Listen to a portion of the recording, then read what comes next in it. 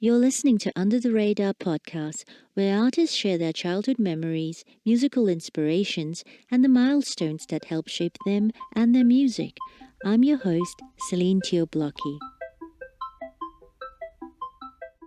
As a keen musician in the Portland DIY music scene, Catherine Paul, or KP, spent her early years playing in bands with pretty much all white folks.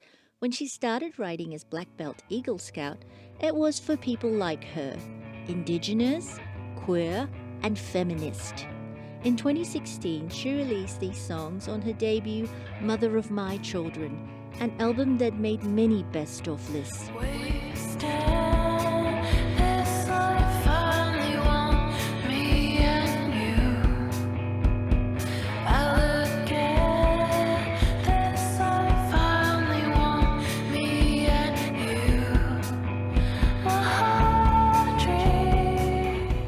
In this first episode of our Under the Radar podcast, we speak to KP about her follow-up album, At the Party with My Brown Friends, and she explains why identity politics continues to play a big part in her music.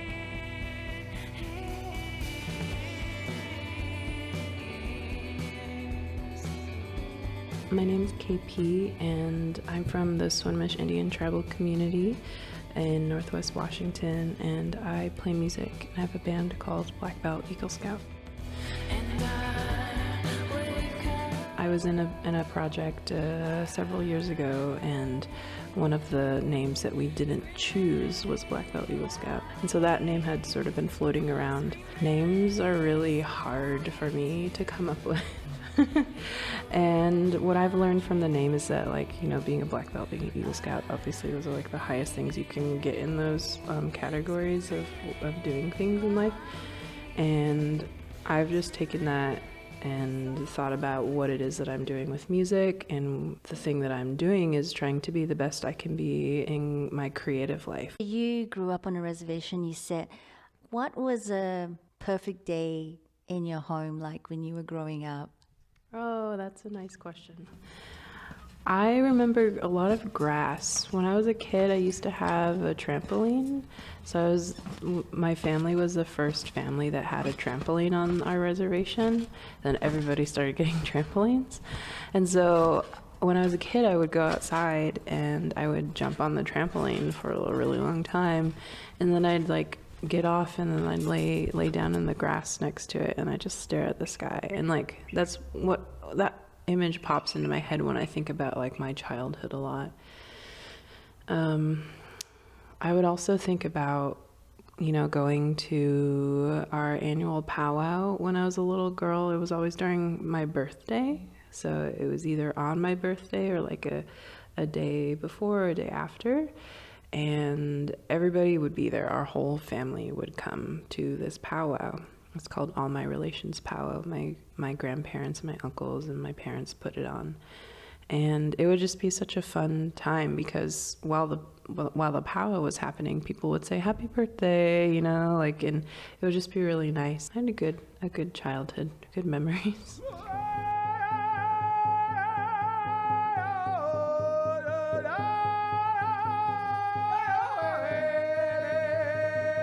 Well, I'll start by saying a powwow is an Indigenous thing, and only Indigenous people can put on it or should put on it.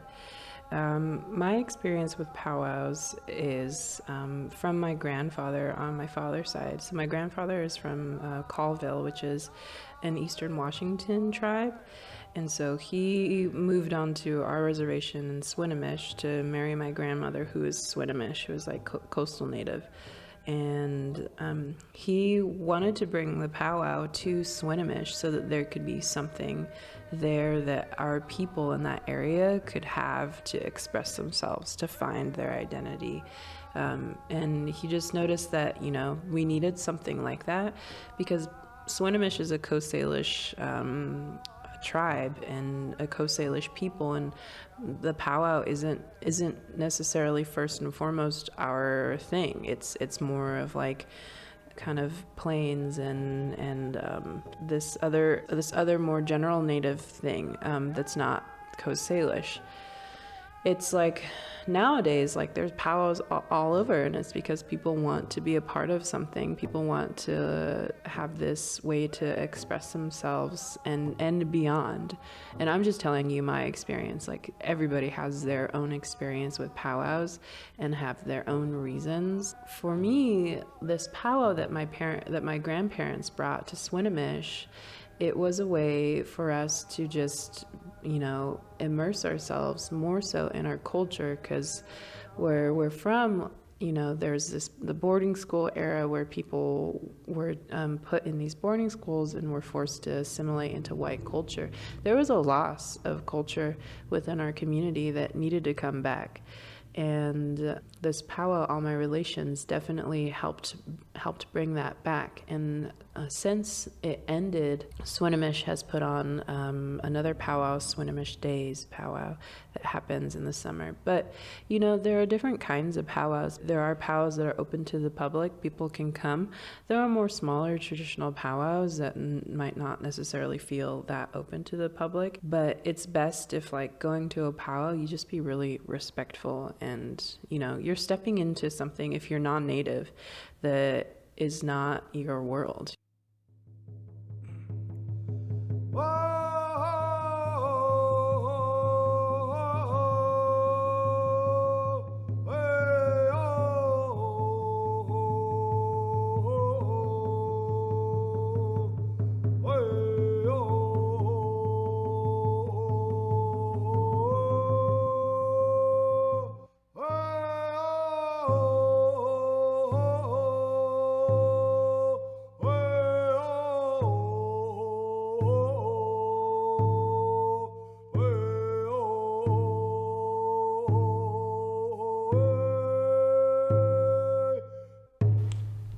Lady of the Drum, that's my grandmother.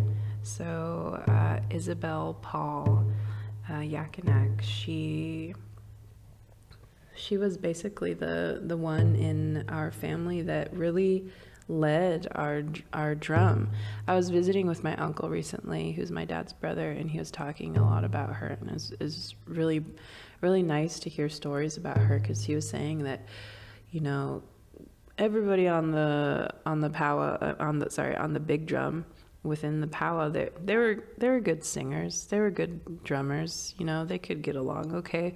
But he was telling me that my grandmother, she really led the drum group, and when you heard her sing, you could tell that this was a powerful drum group because of her.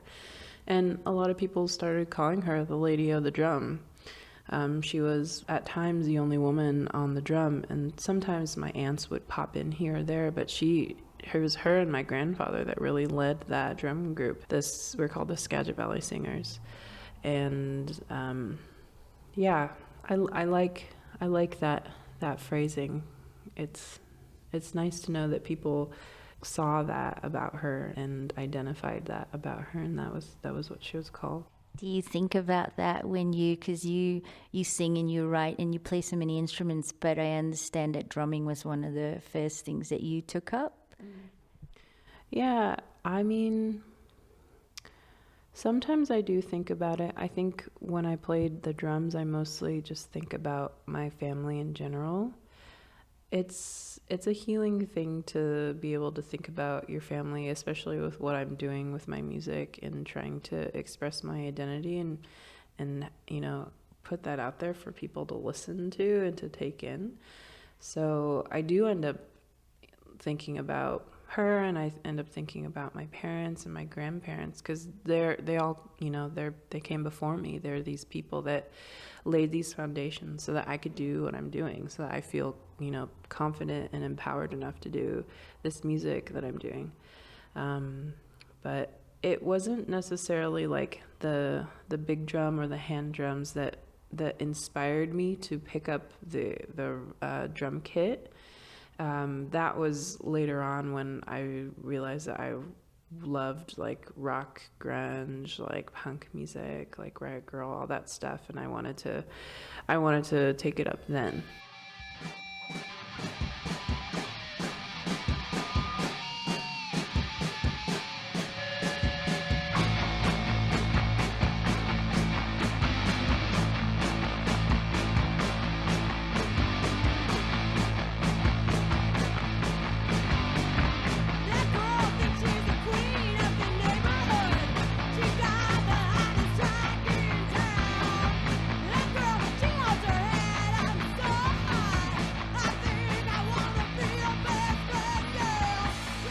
I definitely think it was letting go and being just like so free within music that is really appealing to me, and being really like outrageous and taking risks like that within music, that was really appealing to me.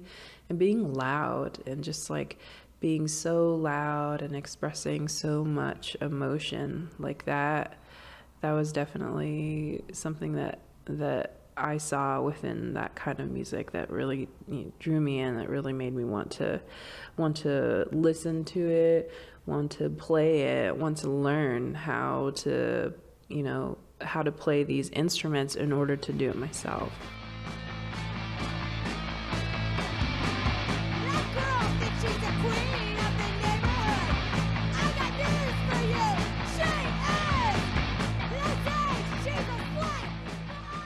Yet, the music of her youth and birthday parties, as far back as lullabies, would stay with her.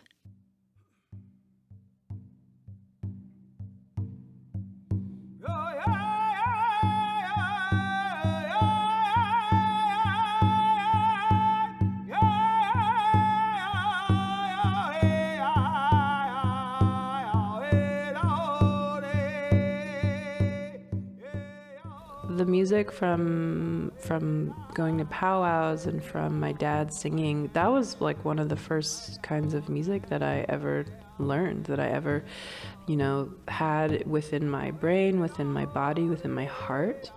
And I think that just really laid out this foundation for me as a person who appreciates music and who knows music. It was the first thing that like came to my mind of what music is. And even if it's just our culture, that to me, I just was like, these are melodies that are being sung. These are songs. Like, there are words here. They mean something. They have a purpose. And I think that like that just automatically comes out of me sometimes when I'm singing. Like those feelings that come, they're somewhere deep down in myself.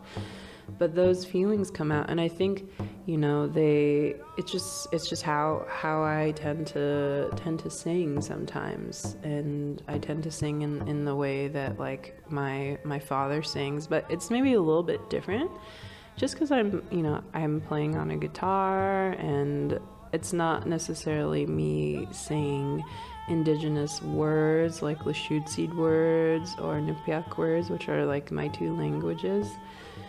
But it's just these sounds that come from somewhere, that come from deep down within me, and that's why I've talked about them being reminiscent of things that I've experienced with powwows and with my dad singing.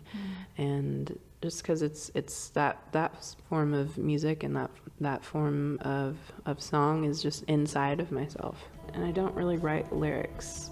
And for these past two albums, that's been the way that I've done things. I have been thinking of changing that recently. I've been thinking of maybe challenging myself to do that different thing a little bit more. But I think with these two albums that I have, like, there's definitely this like feel and this just emotion that comes out of myself that goes into just that kind of singing.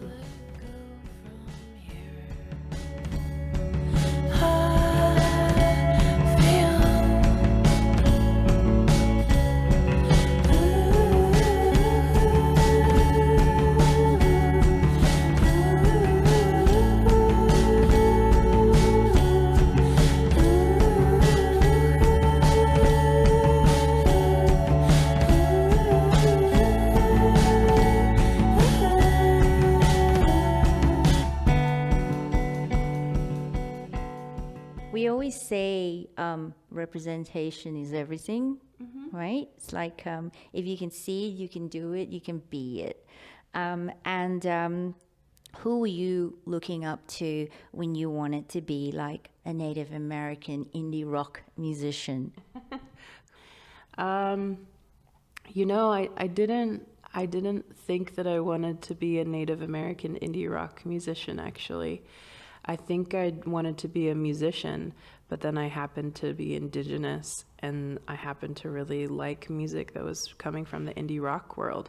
And so those two things just sort of met in the middle, and they're like, what do we do? What happens now? This is different. Like, a lot of the music in the indie rock scene back in the day was mainly like white men playing music and being in these bands. And I think that it's, morphed a lot, and there are a lot more voices being heard of different kinds of people, which is amazing. But yeah, I don't know. So there was no one specifically that fit into that category that you were looking up to. So you're going to be that model for all those people that come after you. There were, I mean, nobody specifically that I can remember. Yeah, I think that the past few years of me playing music has really made me think about like what I'm presenting with this music and with this art, and think about like, oh, this is not just, like a rock band. It's more than a rock band, because what I'm putting out there is my identity, and I'm creeping into this music scene that doesn't really have access to that identity. There's a lot of cultural appropriation that happens, and it's because people just, they don't understand, because the US government has taken our history, the Native history, and like really messed it up, like in history books and like on the news, everything. Like there isn't like truth being spoken most of the time. And so I feel like I've had to just say, like, explain a lot of things that I think people don't necessarily know. But I mean, like in the past few years, like with social media and with stuff around Standing Rock happening, like there's a lot of voices that are coming out that are like speaking their own truths. And so, yeah, I mean, I'm definitely here to be a role model for somebody, just because I know that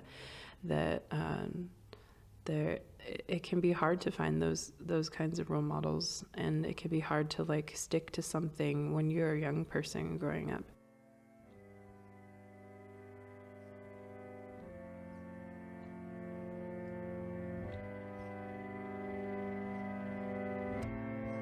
As a teenager, KP was introduced to Quebec-born artist and musician Geneviève Castré. She passed away suddenly in 2016 from pancreatic cancer.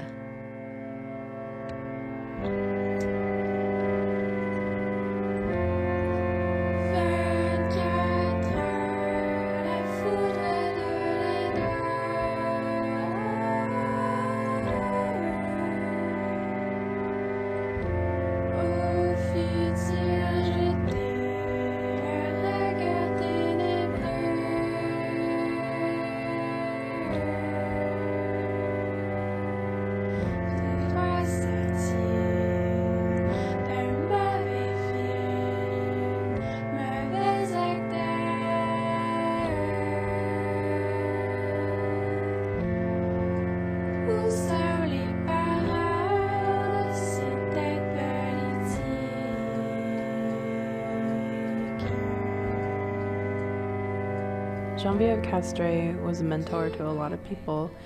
I grew up in this small music community in Anacortes, Washington, that had a lot of really amazing music come out of it.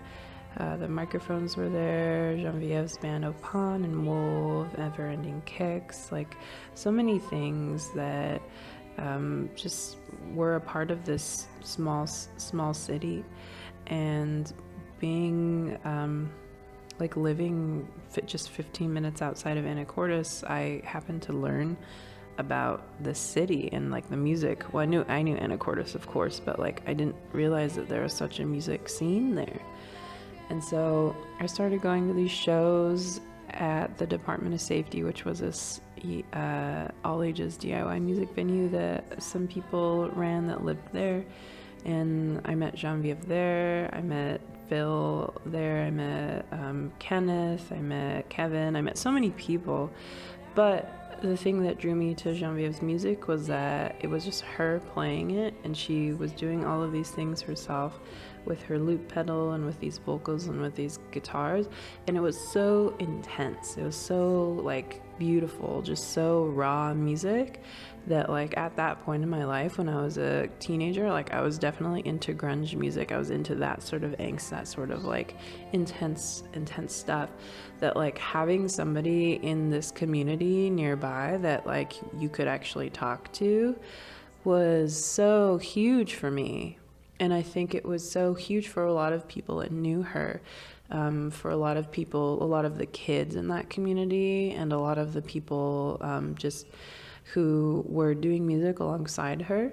And so when I first met her, I was in awe of all of this, but also I was welcomed in to be a part of that community, which was really helpful for me as a young woman who, who I was just starting to play in bands. I had, concocted these bands with some friends from high school, some friends from Anacortes. I was like, can we do this band thing? I want to try it out. And so the Department of Safety, the venue there, I played my first show ever at that venue. And it was so fun, but also I was so nervous. And so she had an impact on a lot of people, including me, and is very, very missed, I know for sure. But having a woman musician in your community that you could look up to, like we were talking earlier about Indigenous people that, I could look up to.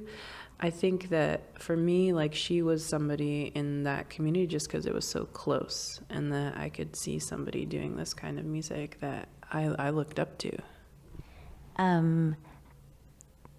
What did you feel with her passing? Well, I think that, that hit me particularly hard just because of how much encouragement I had from her when I was growing up. And I just started thinking about, where I would be if I didn't have that sort of encouragement. And that's what that sense of thought just sort of hit me, because I was like, this is somebody who, didn't have to say like, you inspire me, didn't have to encourage me, but did. And so I just, that's I think what got me the most, is that like her impact on me. And I know a lot of other people, like even probably in passing too, like, and even through like her art that she does, and all of this music that is in the world, like that feeling of like, if that didn't happen, like where would I be? I was also going through a really hard time with one of my past partners, and it was just a really intense year for me. That year was ridiculous. It was also the year that Standing Rock stuff was happening, and so you'd see all this stuff on the news about like all of these, Native people being like tormented and have so much violence against them. It just was like, I felt like I was plummeting, and so I just started playing music. I think music has always been something that has made me feel better about things, even if I don't totally get out of something. It's just, at least I like got something out of myself with like playing guitar for a little bit, or with singing a little bit, or something like that. But what happened is that I ended up making an album's worth of stuff, and I realized that I wanted to record it and to be able to put it out into the world so that people could hear it. And that, it's a very vulnerable thing to like have something very hard happen to you, and then to make that decision of like, I'm gonna put this on a record and I'm gonna put it out there for people to listen to. Like, I feel like that's a serious decision you have to make. So I was okay with that. I was like, you know what, maybe someone will hear this and they'll get something out of it.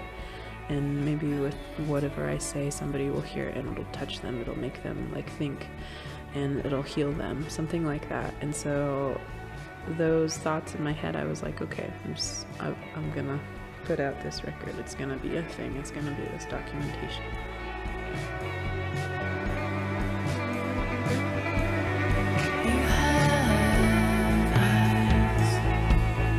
Just like mine, and your hair, the blackest shine.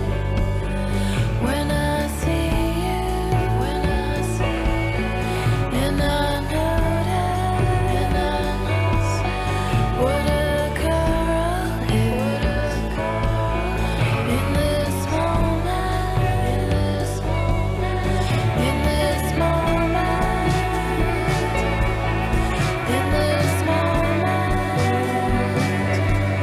in this moment,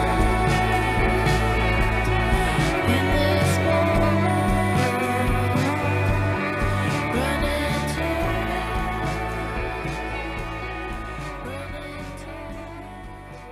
If Mother of My Children was born of turmoil, then her follow-up, At the Party with My Brown Friends, is a celebration of friends and lovers.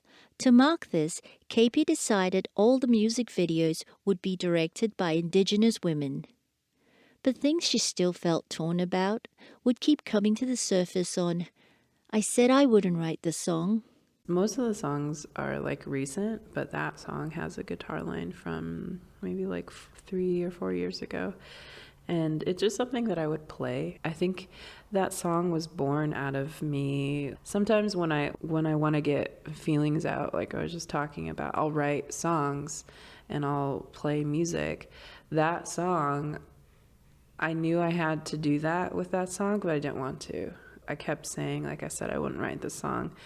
And it just sort of morphed into a song in itself. I don't really actually think it's done, to be honest. Like, I think that I just tried to put something together because I wanted it to have some sort of life on this record. you. Feel the eyes staring right at you.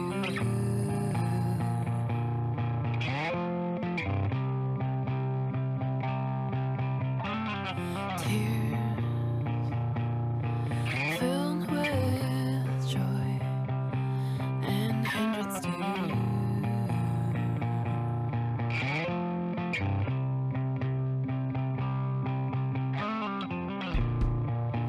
I said I wouldn't write this song.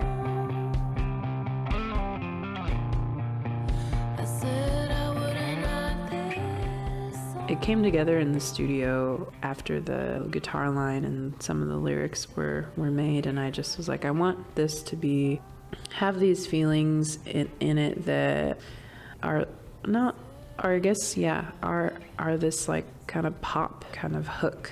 Well, nothing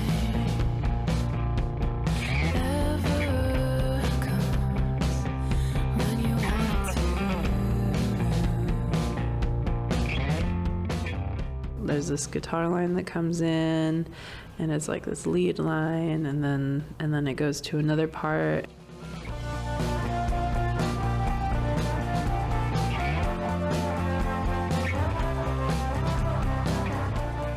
And then it just gets a little bit like condensed and into this really nice, like intense vocal and like overdrive, like whammy guitar line part.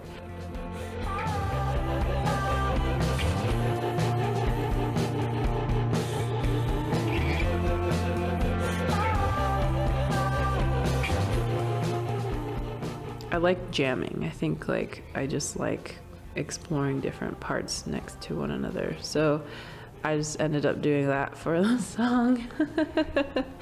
But I think that'll, sometimes like you just have to let go and get things out, even if it's hard for you to do that. And I find that I struggle with that sometimes too. Like if, for instance, like this past year, I had to have a lot of conversations with some friends that, like, you know, we've been distant for a little bit, and I was like, we can't be distant anymore. I have to figure that out. So like forcing yourself to like step into that vulnerability role and to try and work it out. That's what the song was. Even though I didn't want to write it, I still did. So my favorite song off the album is Half Colored Hair. Oh, cute. And I loved like the guitar and there's like that soft and steady drum, like a heartbeat. And also it's such a lovely sentiment. Like you sing, I never knew I'd like half colored hair so much. And I mean, I don't even know why it struck me when I was listening to it. I kind of thought, what is half-colored hair anyway? And then it forced me to think about, what is half-colored hair? And to me, it was like somebody who's like caught between two worlds. Oh. And in some form, we all are. Mm-hmm. I really like what you just said. That is definitely something that I think one could very much find within this song. Half-colored hair is about desire. It's about wanting something, and it comes from this area within your body that you just want something so bad. And so half-colored hair is actually just about someone's hair. It's half-colored, and it's this like thought of like, oh, you know, I didn't realize that I would actually like this that much. But now that I'm like thinking about it, and now that it's coming from this place of desire, I love it. Like it's something that I want. And yeah, it's just a nice desire love song. And it's half colored when people color their hair, basically, like when you put blue in your hair or something. Yeah, it's like half normal colored hair, half green. Light breaks across your room.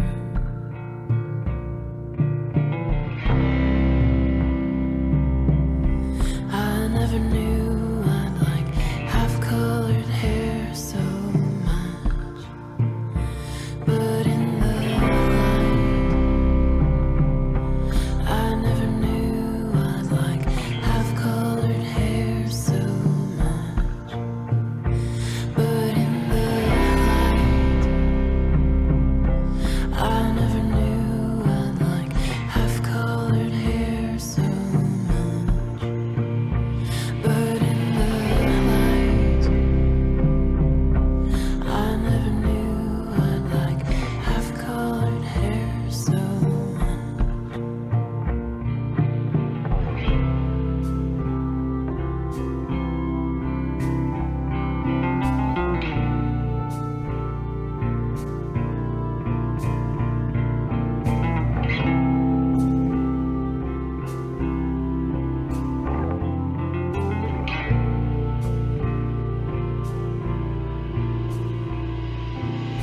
How you look at me in the brightness of your room.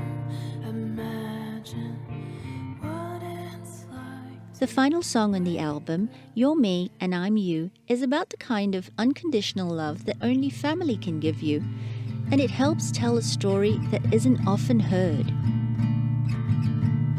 My mother,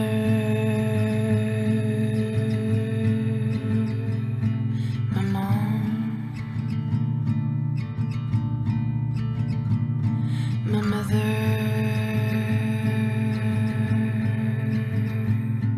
my mom,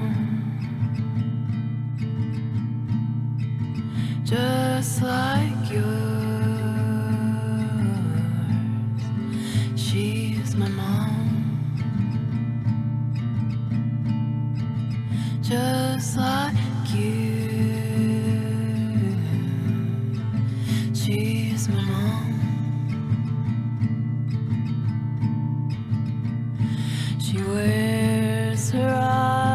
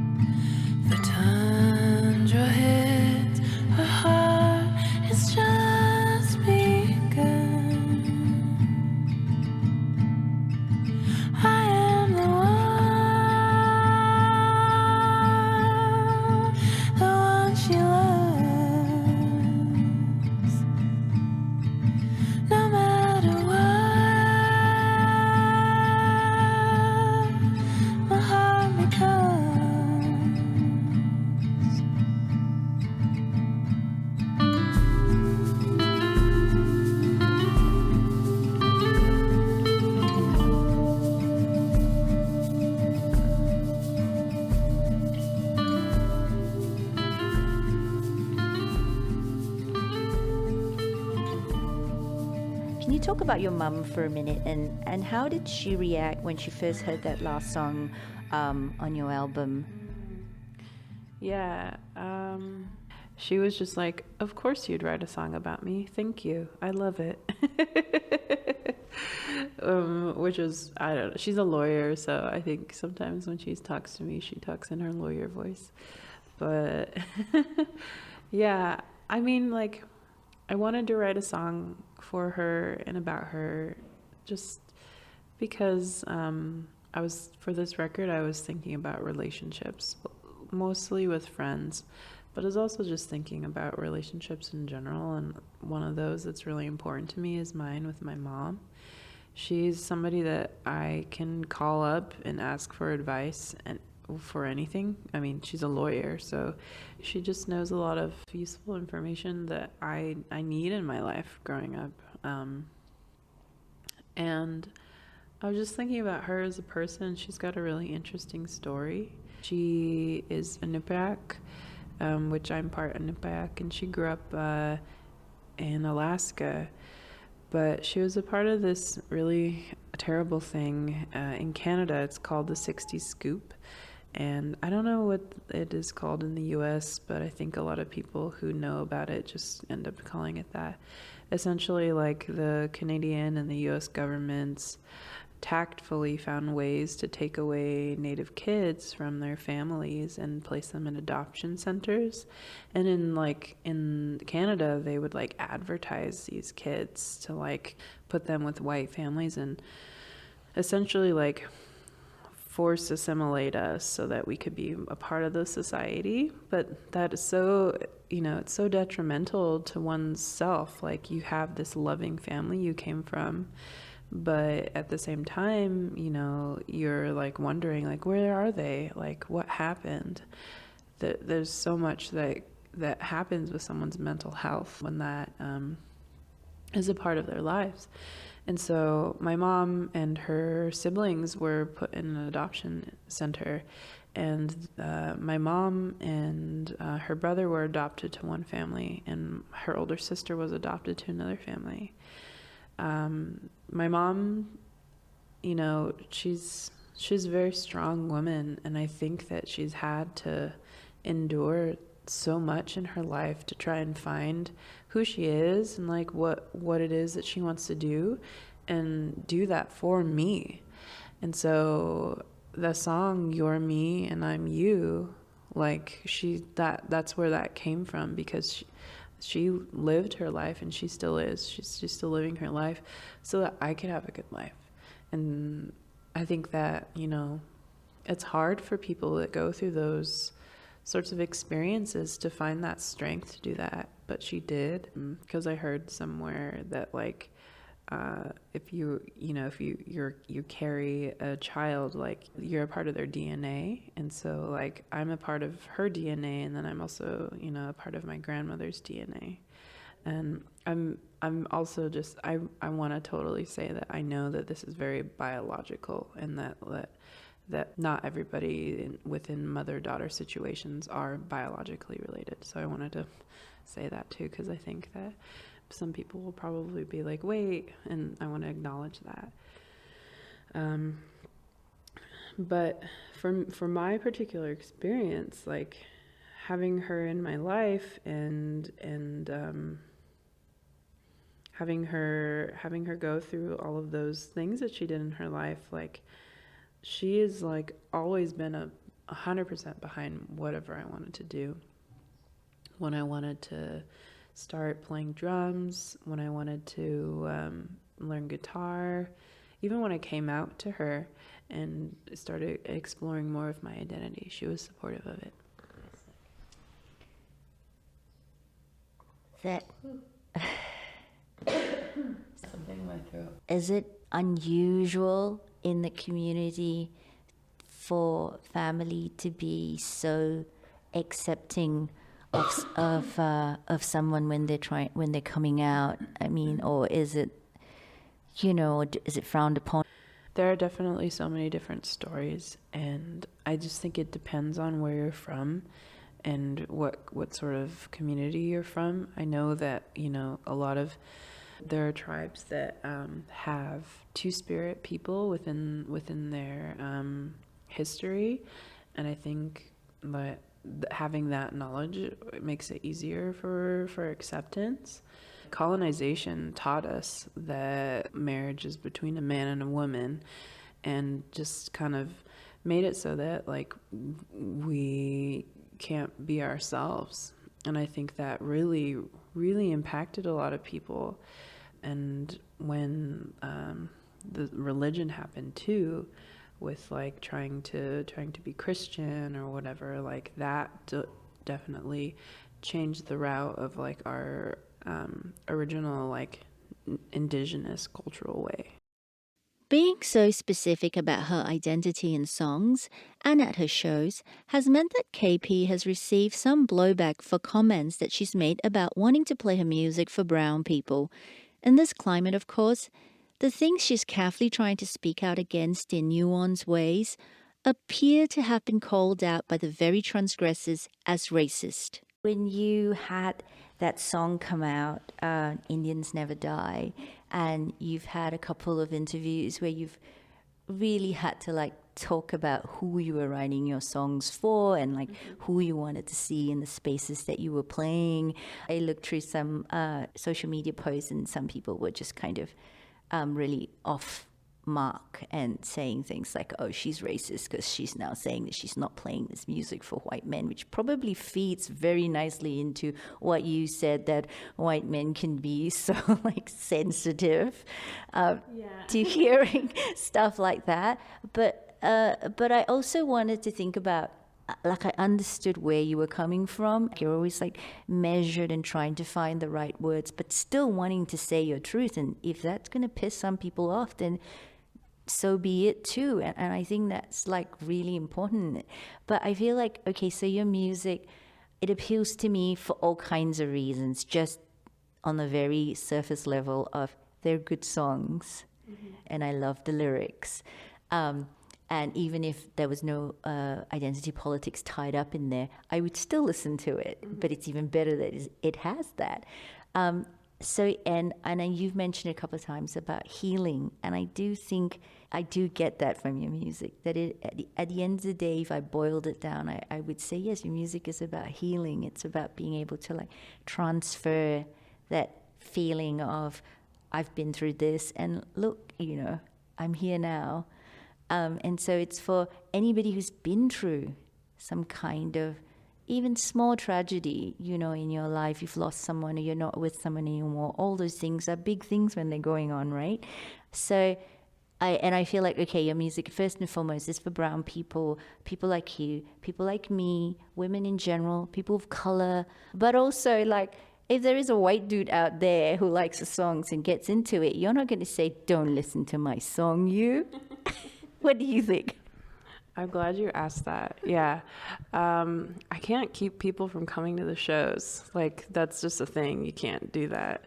Like, and I think what I can do is I can set boundaries for myself, and I can say, like, this is how I feel about something. And if, you're okay with that, come to the show. If you're not, then this music probably isn't for you.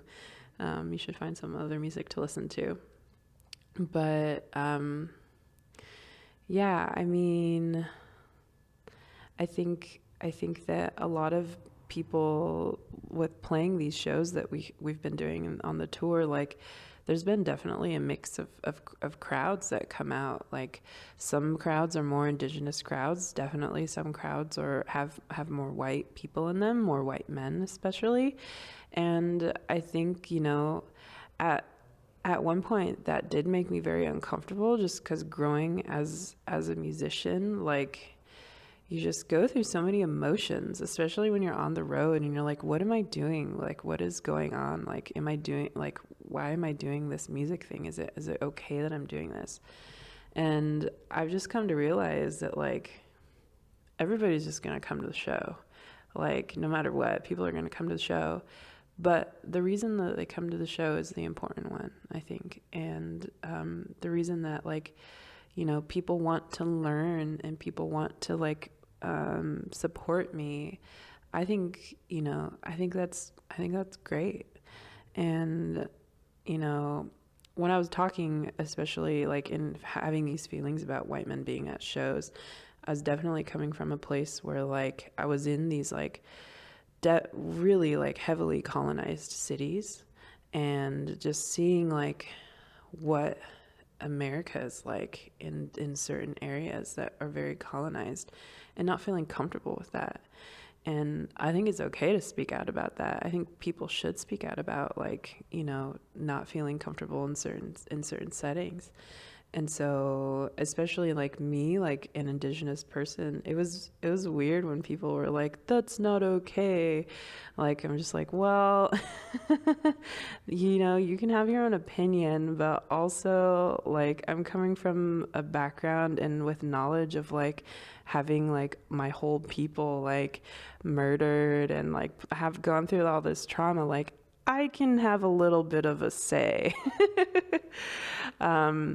But yeah, I mean, I can't stop people from coming to the shows. You can come to the shows if you want, but you know, they might be uncomfortable for you. I'm going to say a lot of things about my identity, and I'm going to talk a lot. And, you know, whoever you are, if you come to these shows, if that speaks to you, good. You know, I want people to learn more about Indigenous culture in the right way, not from like these weird like cultural appropriative things, not from like secondhand stuff. Like, I think that people like need to hear about our stories from the source.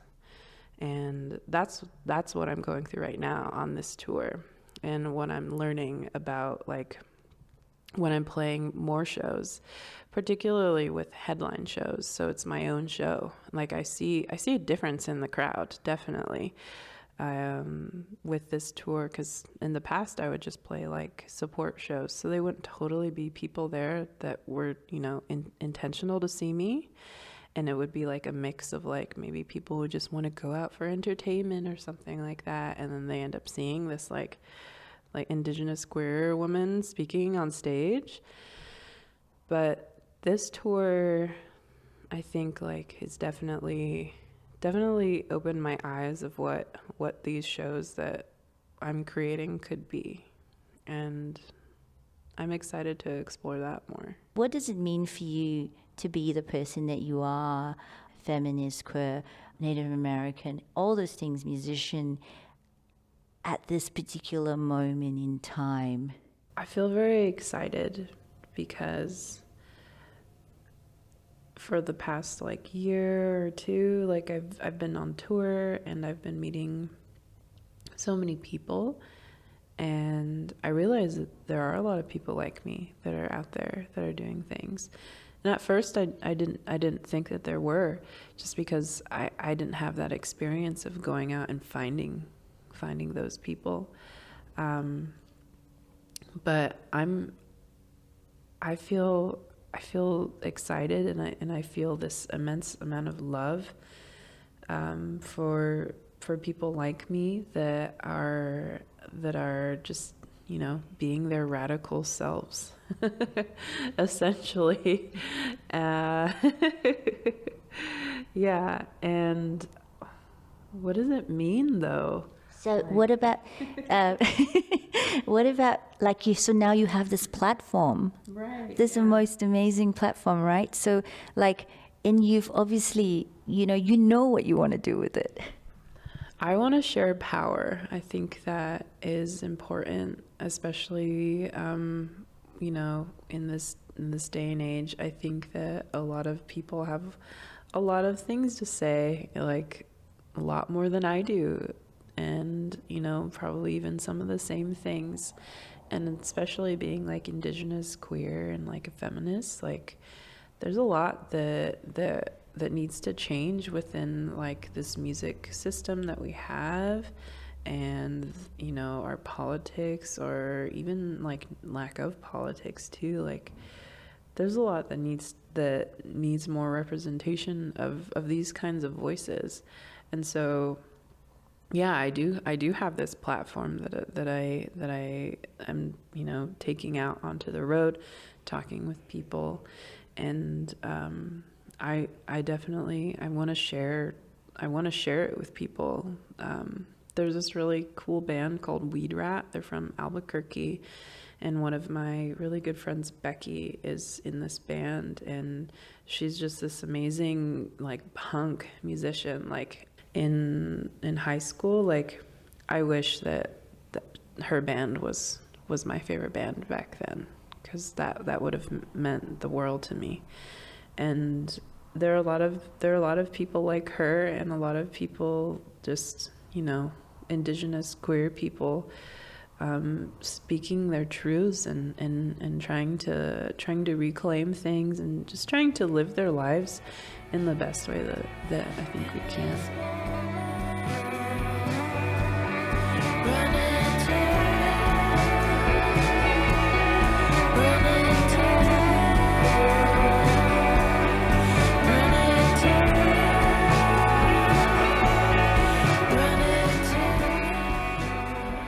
You've been listening to Under the Radar podcast featuring Black Belt Eagle Scout. This episode was produced by me, Celine Teo-Blocky, and executive produced by Mark Redfern. Additional editing was provided by Azane Samari and sound design assistance from Rad Cowley. Under the Radar is a nationally distributed print magazine and website founded in 2001 by Mark and Wendy Redfern. You can find us at www.undertheradarmag.com. If you can, please support us on Patreon at patreon.com/under_the_radar. You can also follow us on Facebook, Twitter, and Instagram. Till next time.